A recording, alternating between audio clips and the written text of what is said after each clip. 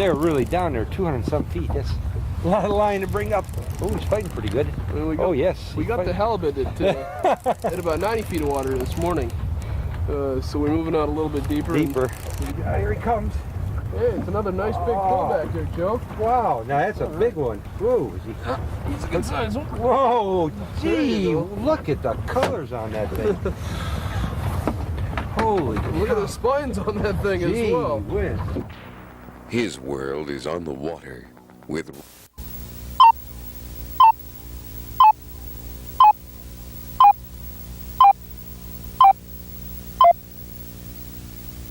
Wow.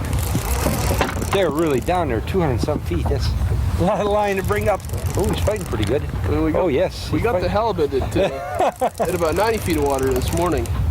So we're moving out a little bit deeper. Here he comes. Hey, it's another nice big pull back there, Joe. Wow, now that's a big one. Whoa, is he? He's a good size one. Whoa, gee, look at the colors on that thing. Holy Look at the spines on that thing as well. Whiz. His world.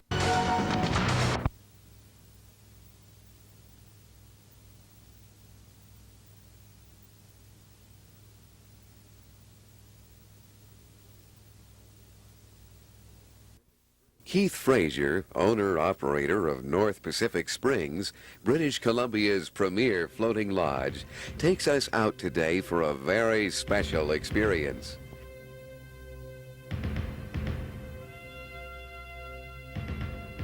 We'll be jigging off the bottom for the strange creatures to be found here along the Pacific coast.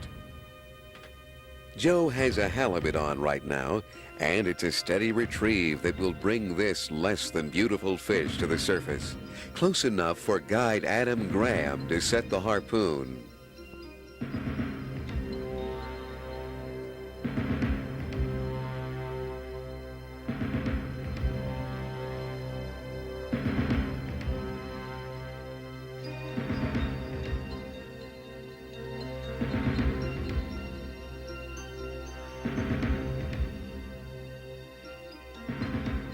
On the bow is Roger Brunt, writer for British Columbia's sport fishing magazine, doing a story on his visit here. He's hoping to get a story today on our filming this show.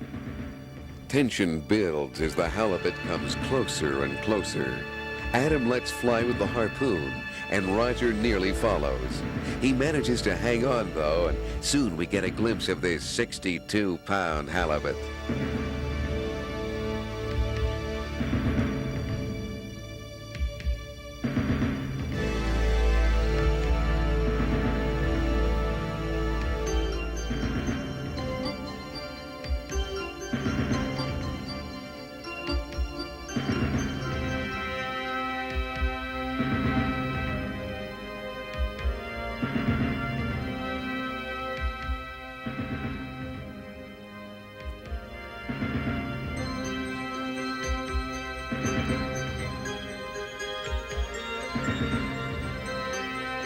Meanwhile, Keith is getting another bite.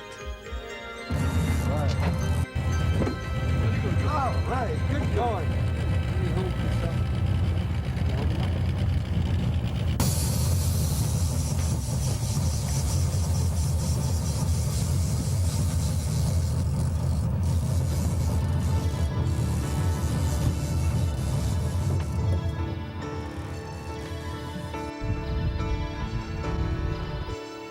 Keith's fish was not to be, but soon another one hits the herring at the end of Joe's line.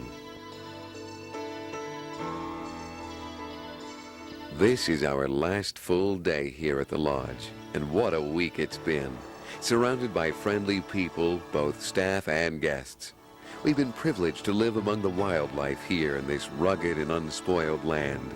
And of course, there was the fabulous fishing. All week long, we felt the action provided by the sleek, silver-bright spring salmon of Kingcome Inlet, a truly unforgettable experience. Weather here on the coast of British Columbia in the early spring changes as quickly as the tides. Clouds and sunshine give way to each other, ever changing the colors of water and mountains.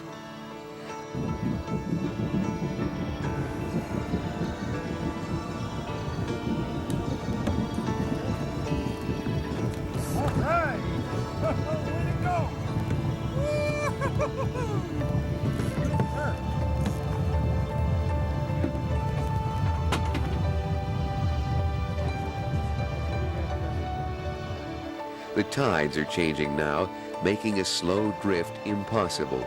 So we've moved to another area. Here, deeper water only adds to the suspense, for you never know what you'll bring to the surface next. This time, however, it looks like another halibut. Whoa, whoa.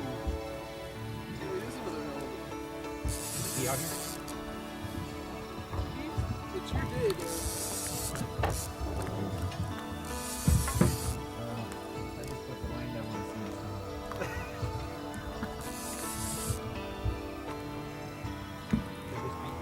Okay, got him there. Get him. Okay.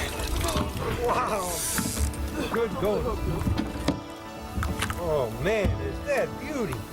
That's what we call chicken halibut. This is a chicken halibut. Yeah, it's not quite, you know, these are the best eating kind. The smaller are the best eating, but this is what we Wow. call chicken. Is there mostly meat on these things? Yeah, you can get more than half of the fish is meat. Wow. You don't Most get of as the much time you weight. get about 60% of meat off the halibut. Oh, that is super. God, boy, are we gonna eat? Good going.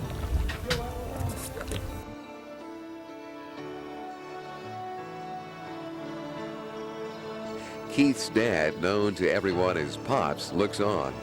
He's visiting for the week, and we were glad he could come along this day. Now Roger gets into the act, and it's a double.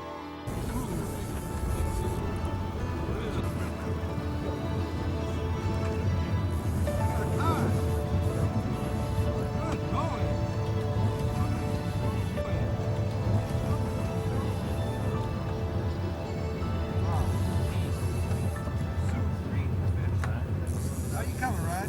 Yeah, that's good. They are a bottom fish, part of the story.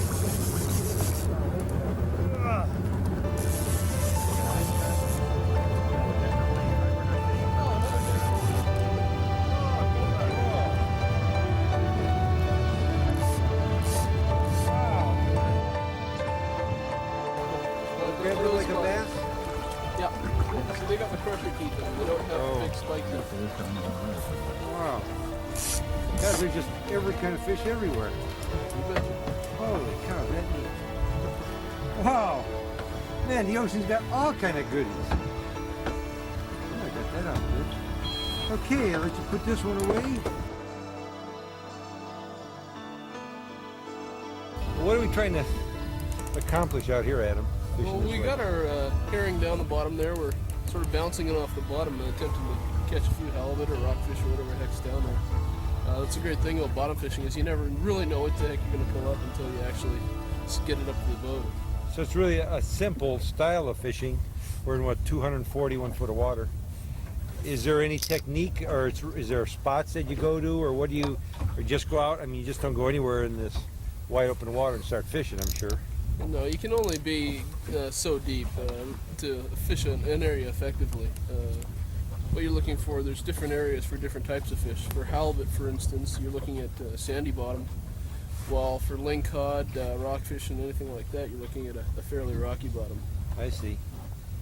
So by knowing the bottom through your graph, ooh, oh, Hit him! Hit him! geez, oh man, whoa, okay, wow, as I was saying, wow, that really hit it too. Oh yeah, once, God. you know when you got him. Ooh, whoa, now he's starting to fight. That is a neat thing about fishing in the ocean, is because there's a million different species, and like you were telling me, you caught a 12-foot octopus. Yeah, about 2 years ago in just the same area, and it was kind of fun getting them in the boat with the tentacles latching onto the bottom and the sides of the boat. Jeez, 12 foot. I thought that they didn't get very big. 12-foot octopus, that's got to be a scary feeling to bring that up. Well, they're not scary, but you got to know how to handle them. And out here we have the Pacific octopus, which is the largest species of octopus. Oh, what have we got? What do we got here? Another Pacific Another cod. cod. You bet. Okay, I'll bring them to you. We'll just haul them on board. Good. Like no need for the gift. Oh, now is this similar to the, we've been fishing off Quebec, through the ice in fact, catching cod. Is this the same species? It's a very similar species of cod to the Atlantic. as you can see the similarities in the shape and look of the fish. The meat is actually very similar as well. Is it? See, like I said before, the bottom fish here, they really have to blend into the bottom to protective, and plus they can sneak up on their prey and they won't be seen type thing. Wow. It's a very harsh world down there in the bottom, and most of these fish are quite old actually. Like Really? a red snapper or a yellow eye rockfish will be 60 years old and be a 20-pounder. So they grow very slowly down there. Wow. Now we're fishing with herring, just like almost salmon fishing, same bait. Yep. But how are we going to rig this? Now what we're going to do for the bottom fishing is use a fairly stiff action rod with a TLD 20 Shimano level wind, Okay. which has got a nice retrieve, so you're not going to spend the whole day with the single action reels trying to reel up from the bottom. Yeah. What the rig up we're using is an 8-ounce mooching weight Okay. with a 50-pound test leader of about 3 feet long, Okay. 2.5 feet long, 3 feet long, with two 5/0 hooks on the end. Okay. And what we do is we take the herring and we slip one hook just in behind the gills right here. Okay. And then we take the second hook and do the exact same thing in the back. On the opposite side. Yeah. Okay. The key with bottom fishing is just get the hooks in the herring because Is it really? There's most no of the bottom, wrong way to do No, it. not really. The bottom fish are usually going to swallow the herring whole because they've got great big mouths if you've seen Yeah. all the rest of Yeah. them. And so what you do with this is you just let it down to the bottom and reel it up a couple turns so you don't get caught on the bottom. Okay. And just let it bounce. And we're using what, 50-pound test line? 50-pound test, yeah. Okay, good. Well, All right, I'll let's- lower this down there and see if we can't get something. You better believe it. Alrighty.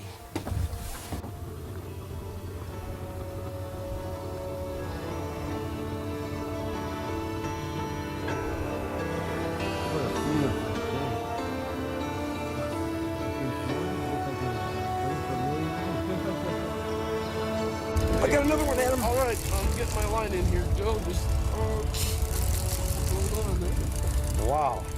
Feels like another cod, although I'm sure there's no way to really know. Feels like that last one, he really wrapped it. Yeah, you really You don't know- know what type of cod you've got until you actually see it. Yeah. A lot of the smaller ones will fight that way. So it could be a Pacific cod or a quillback or Oh, okay. a number of different species that are down there. You know, we did mark, I mentioned to you that I thought I saw something on the graph, Yeah, exactly. and sure enough, if it didn't hit. Wow. They're really down there, 200 and some feet. That's a lot of line to bring up. Oh, he's fighting pretty good. And we got, Oh, yes. We he's got the fighting. halibut at about 90 feet of water this morning. So we're moving out a little bit deeper. and Deeper. we get- Now, do you do that as the day goes on, or do you really do that more with the tides? It all depends on the tides. Like our one area there where we caught two of the halibut, the tide really started moving through there pretty. That is the pressure of bringing that fish from 250 feet down to the bottom straight up to the top as quick as you do. Gee whiz. See, when divers get down Yeah. that deep, they have to do it in Right, steps. decompression. Yeah, nice Now- slow steps. Now, you're saying all of these spines here have a poison on them. Yes, exactly. This area. Now, these are fish that'll hang in rocks. Is this where they live? Yeah, they swim right around the reefs and around rocks and all that sort of good stuff. Well, you need reels with a lot of line capacity, I could see, having to fish this deep and with that much pound test. Yeah. It's got to be some heavy stuff. Hard to believe this morning the weather we had, the rain, looked like it was going to rain forever, and now it's, really turned. Is that normal for British Columbia to have change of weather? We have a very unpredictable weather out here on the coast. It's, it'll be raining 1 hour and then, really sunny the next. It's very unpredictable this time of year as well. Is that because of time of year, or is that just... Mostly because time of year, yes. Ah.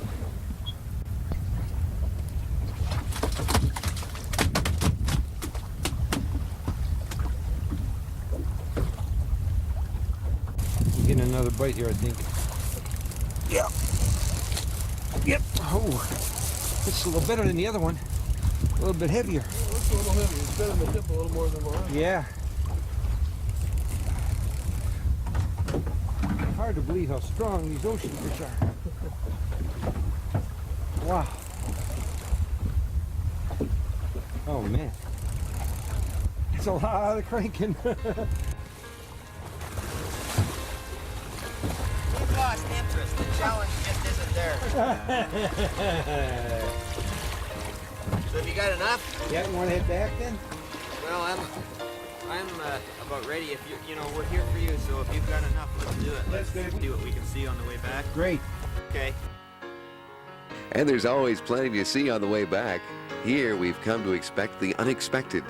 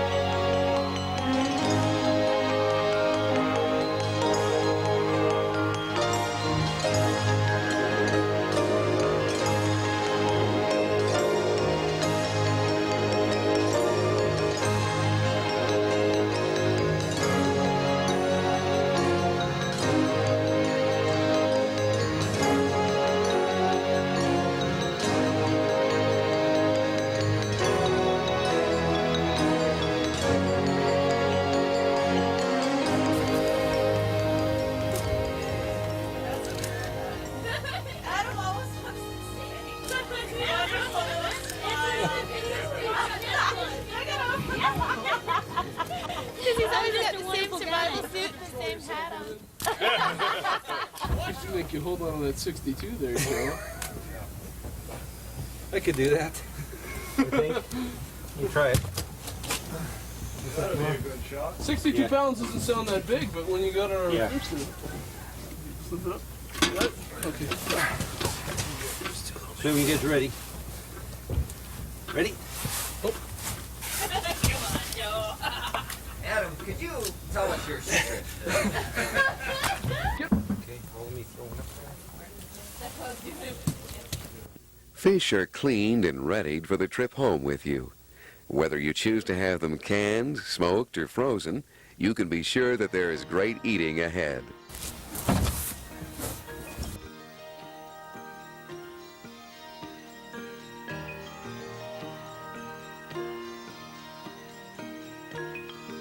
Just look at the size of these halibut fillets. Our week has come to a close, and the curtain is falling all too soon. Enjoy with us now the sights and sounds of North Pacific Springs as we remember them.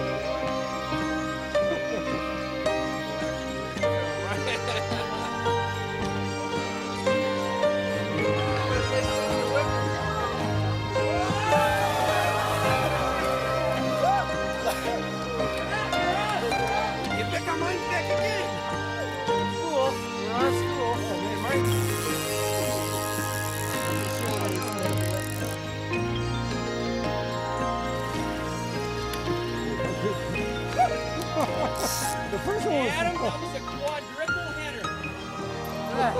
4 on it. We had 3 on. Joe lost his. dropped it back down, nailed another one right away, then Dennis lost his and I just landed mine. A quad.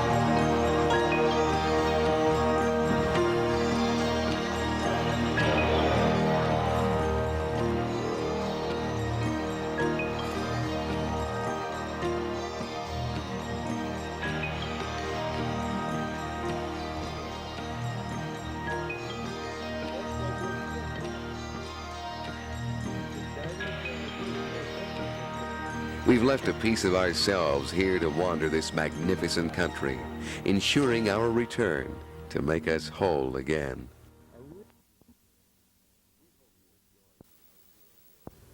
We hope you enjoyed the outdoor world of Kastaway Kulis, and be sure to join us again next week at this same time to enter the outdoor world of Kastaway Kulis.